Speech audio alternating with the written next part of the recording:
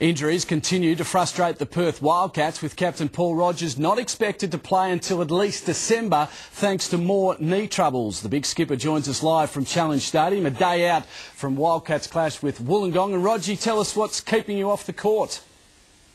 Basically just, I guess, developed a bit of a secondary problem after pre-season knee surgery. So whilst it is pretty disappointing, it's the sort of injury I just want to make sure I get on top of now, so it's not something that keeps continuing on for the whole season. So, you know, I'm definitely going to be there for the end of the season. I think we've put together the sort of team that's going to compete at the end of the season this year. How frustrated are you? You have put together a terrific team, recruited well. How frustrated are you having to watch from the sidelines?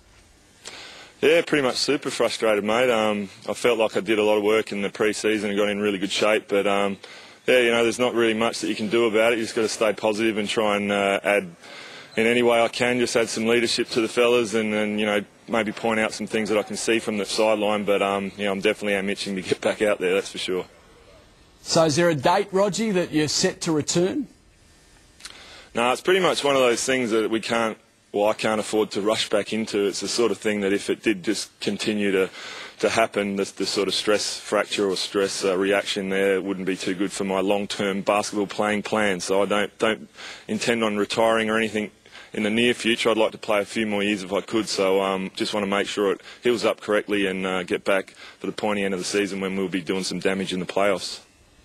Now, the boys got a win last Friday, Rogie. Has the mood been any different this week?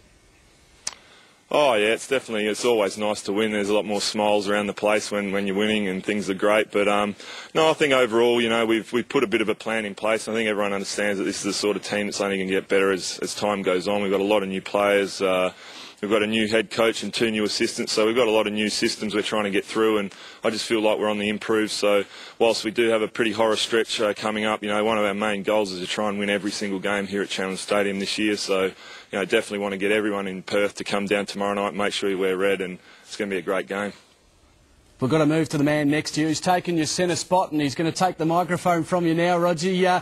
Ben Knight, how have you enjoyed the start to your season as a Wildcat?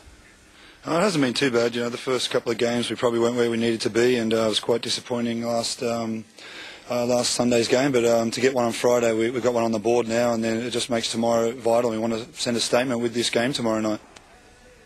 Have you been enthralled and interested by the Wildcats and just their start to the season?